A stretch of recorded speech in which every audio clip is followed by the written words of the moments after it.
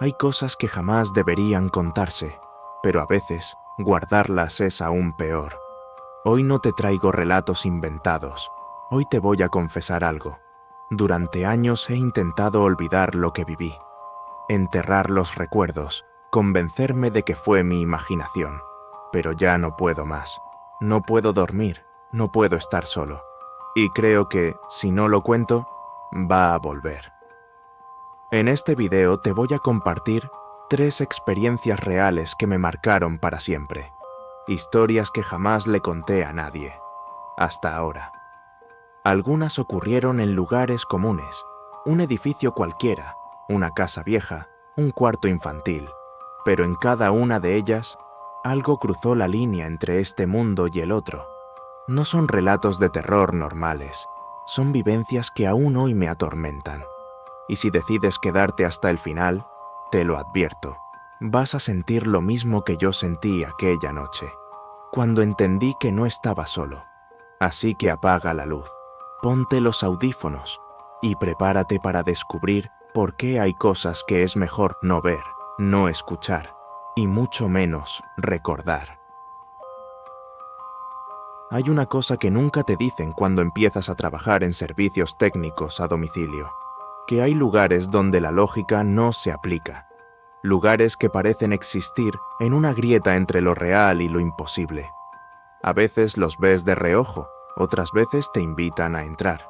El día que crucé la puerta azul del departamento 7B, supe que había dejado algo de mí dentro, algo que nunca recuperé. Tenía 26 años.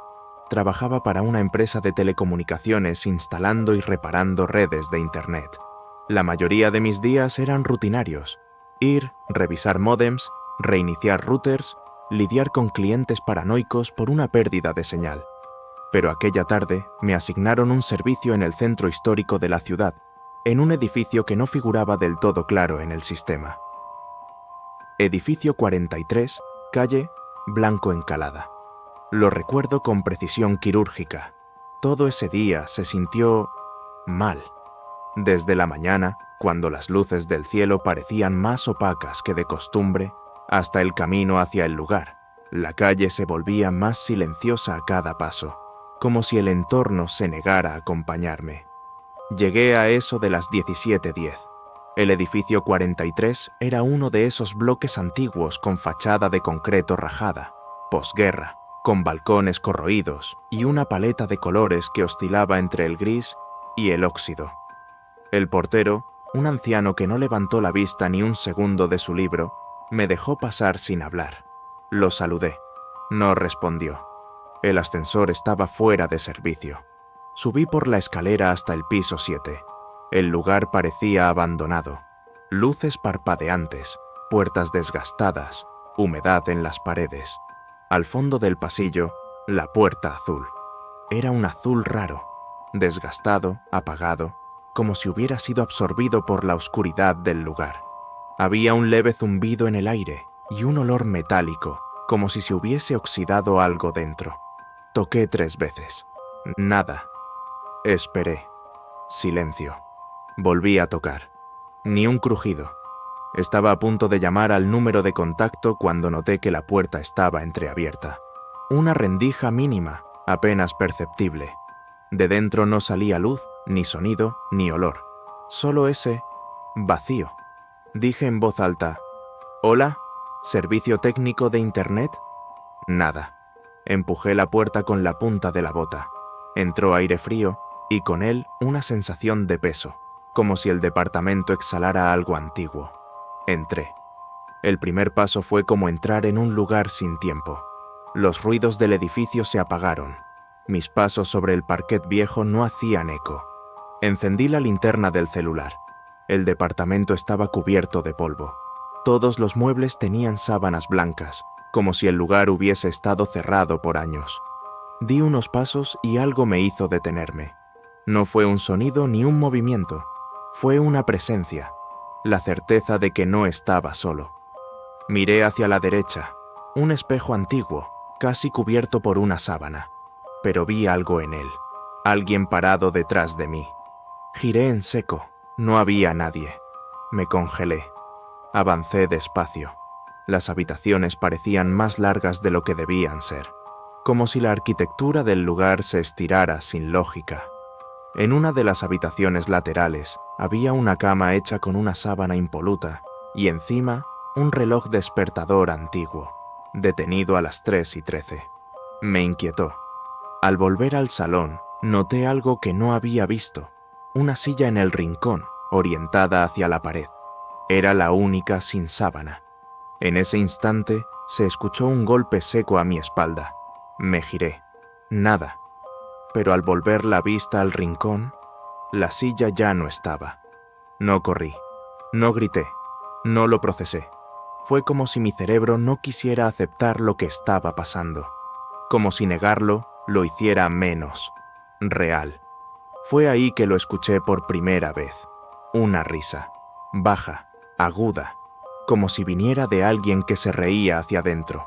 Y entonces el susurro: «Ya cerraste la puerta. ¿Por qué hiciste eso?». Me giré y efectivamente la puerta azul estaba completamente cerrada. Pero no solo eso, no tenía picaporte. Era una superficie lisa, pintura azul sobre madera, sin forma de abrirla, sin forma de salir. El pánico me golpeó como una ola. Golpeé la puerta, grité. No respondía a nadie. De pronto, todas las luces del lugar se encendieron a la vez, sin parpadear, blancas, inhumanas, como quirófano. Y ahí lo vi. Al fondo del pasillo, enmarcado en la penumbra, había una figura alta, encorvada, con el rostro cubierto de vendas grises. No se movía. Solo estaba ahí, observándome. Sentí que si lo miraba un segundo más, iba a enloquecer. Corrí a ciegas. Me metí en la primera habitación que encontré. Cerré la puerta. Estaba en una especie de baño, aunque no lo parecía. El espejo tenía manchas de óxido. El agua del grifo salía marrón. Y en la bañera había algo. Un bulto cubierto por una lona negra, latiendo. Comenzó a moverse, a respirar. El grifo empezó a gotear, y cada gota formaba palabras en el lavamanos.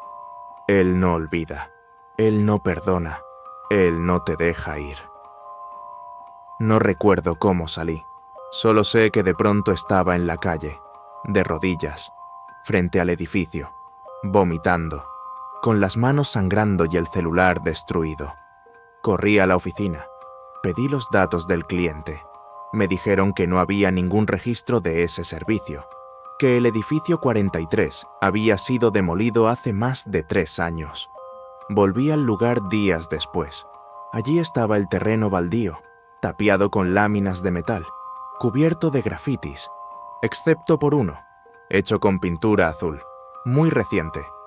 Un simple número, 7B.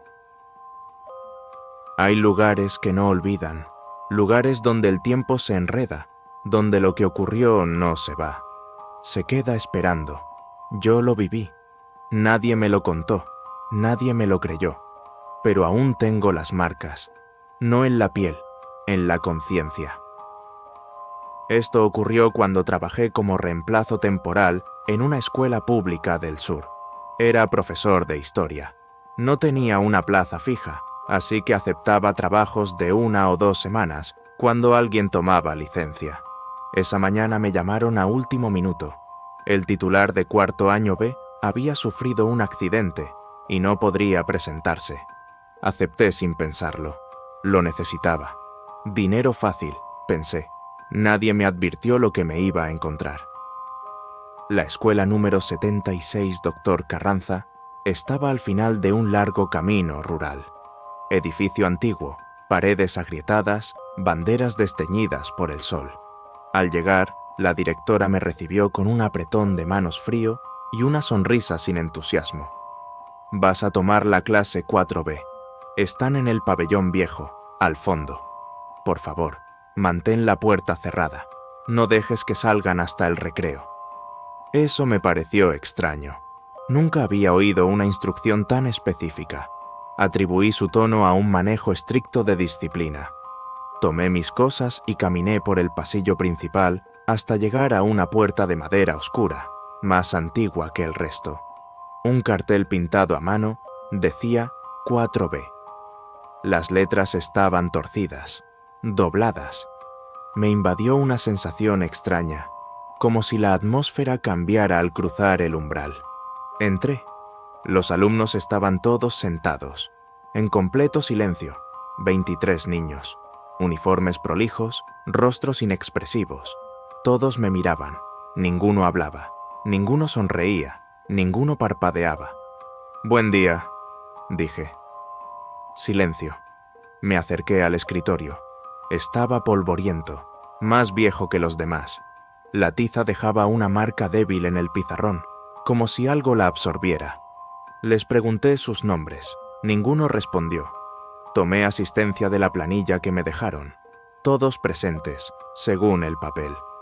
Empecé la clase como si nada. Hablar de historia con un público que no parpadea es desgastante. Pero entonces pasó algo. Un niño, el del fondo, levantó la mano. Lento, casi como en una coreografía. «¿Sí?», dije. «¿Va a venir el otro profe?». «Está de licencia. Hoy estoy yo».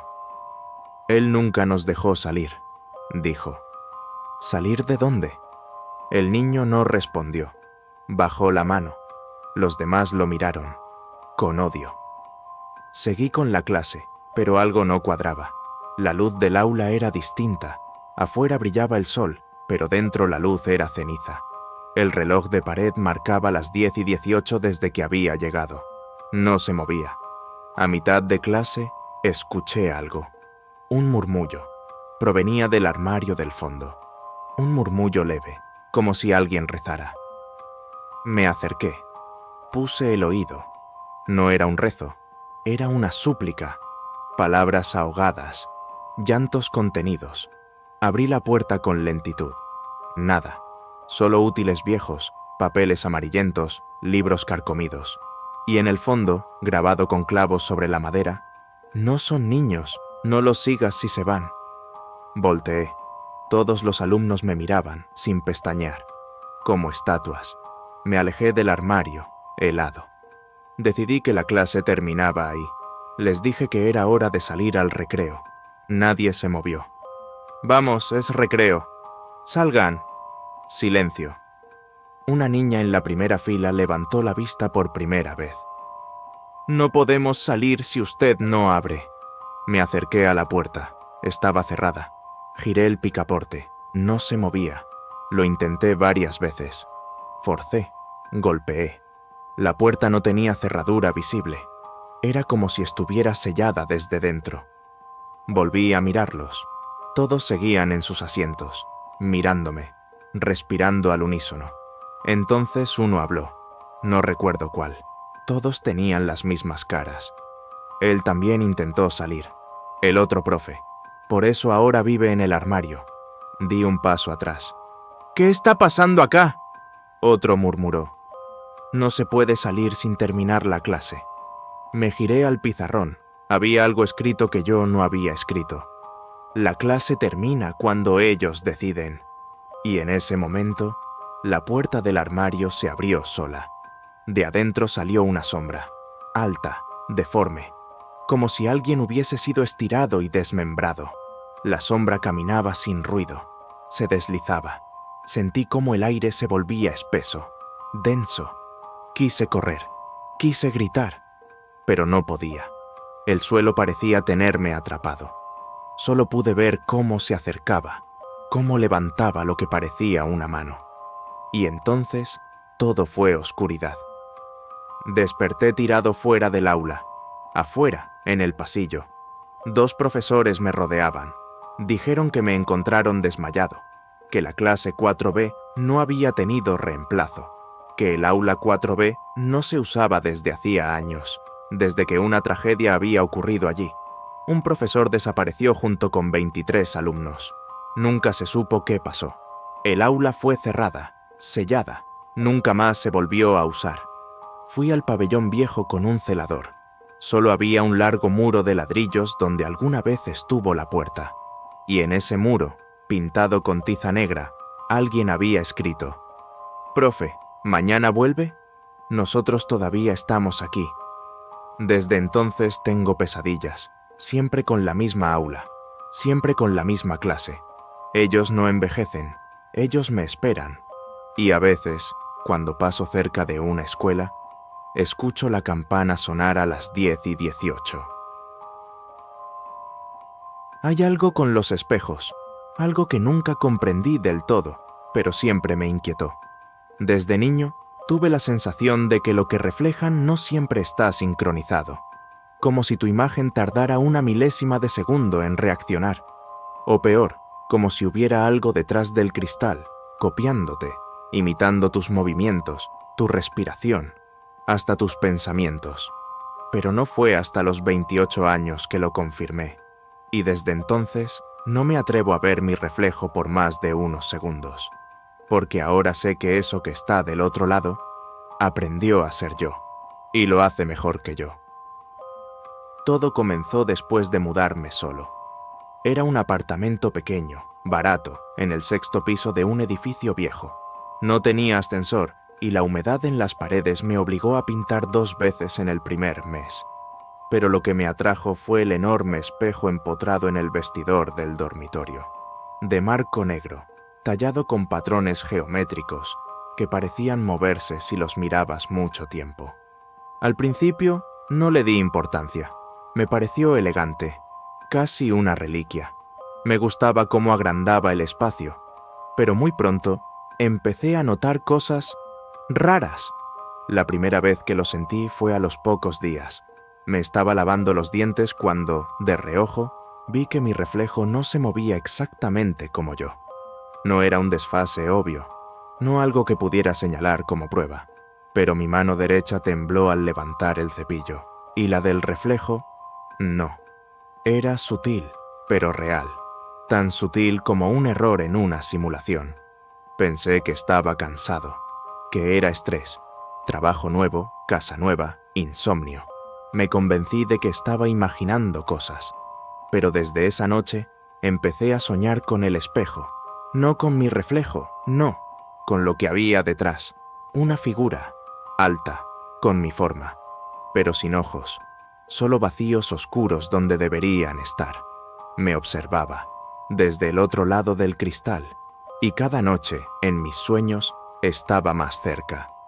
Un día me atreví a tocar el espejo, solo por comprobar que era real, que estaba firme, pero al hacerlo sentí un calor, como si la superficie del cristal estuviera viva, palpitante.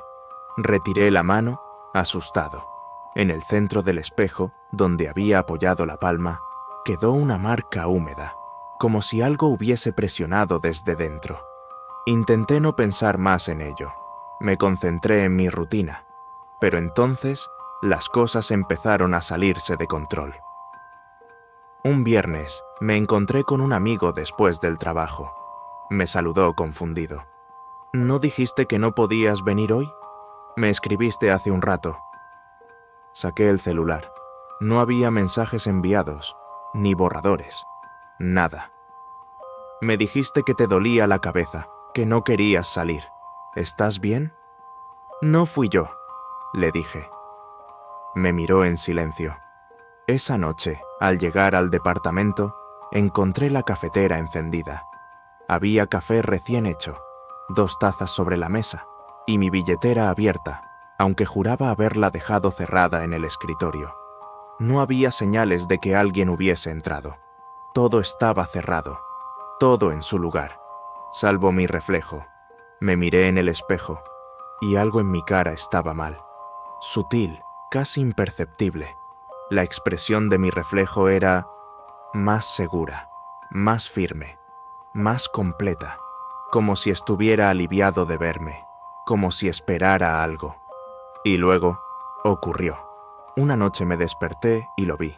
Él estaba del otro lado, no mi reflejo, él, parado, sonriendo. Una sonrisa idéntica a la mía, pero vacía, una sonrisa que no sentía. Apoyaba las manos en el cristal como si quisiera salir. Retrocedí, tropecé, cerré los ojos. Cuando los abrí, ya no estaba. Solo estaba yo, solo mi reflejo, como siempre. Pero todo fue en descenso desde entonces. Empecé a encontrar notas escritas con mi letra, en lugares donde yo no había escrito nada. Frases como: déjame intentarlo esta vez. Estás desperdiciando esta vida. Sé tú mejor que tú mismo. Estoy listo. Una noche, perdí varias horas. No me dormí, no me desmayé. Simplemente, no supe qué hice entre las 22:14 y las 2:47. Me encontré parado frente al espejo, con los ojos rojos, respirando agitadamente. Mi reflejo no se movía. Estaba estático, mirándome, sonriendo. Quise romperlo. Tomé una silla, la arrojé contra el espejo, pero no se rompió. El impacto sonó. La silla cayó al suelo. El cristal ni se resintió, como si no fuera de este mundo. Al día siguiente, me miré al espejo como cada mañana, y por un instante no vi nada. No había reflejo. Mi cuerpo estaba ahí, pero el espejo reflejaba la pared del fondo, el marco, el suelo, pero no a mí. Y entonces, él apareció. Tomó forma poco a poco, como dibujado desde dentro del vidrio. Primero los ojos, luego la boca, después mi rostro completo, idéntico, pero sin alma. Y dijo, con mi voz: ahora entiendo cómo ser tú. La luz parpadeó. Todo tembló, y me desmayé. Cuando desperté, estaba acostado frente al espejo, solo, respirando rápido, sin entender. Pero desde entonces ya no estoy seguro de ser yo. A veces hablo con más seguridad, a veces recuerdo cosas que no viví, a veces la gente me dice: estás diferente, más decidido. No sé si soy yo, o si él ya salió. Y si eso ocurrió, ¿dónde estoy yo ahora? ¿Sigo atrapado del otro lado, gritando sin que nadie me oiga? Desde entonces, cubrí todos los espejos de mi casa. Camino con miedo de encontrarme a mí mismo en una vitrina, en una ventana, en la pantalla negra del celular. Porque si lo vuelvo a ver, sé que va a sonreír, y esa sonrisa no será mía. Si llegaste hasta aquí, gracias, y lo siento. Porque ahora ya sabes lo que vi, lo que viví, lo que todavía me persigue. Puede que no me creas, puede que pienses que fue un sueño, o una locura, pero si esta noche, cuando apagues la luz, escuchas algo moverse en la oscuridad, no lo llames, no le hables, y por nada del mundo mires debajo de la cama. Dicen que compartir el miedo lo debilita, pero yo creo que lo alimenta, porque ahora tú también lo conoces. Y si algún día sientes que alguien te observa sin estar ahí, si ves una puerta que no debería existir, o escuchas risas donde solo debería haber silencio, no es tu imaginación, es el comienzo. Suscríbete si quieres seguir escuchando lo que nadie se atreve a contar. Pero recuerda, algunas historias no se apagan cuando el video termina. Algunas te siguen.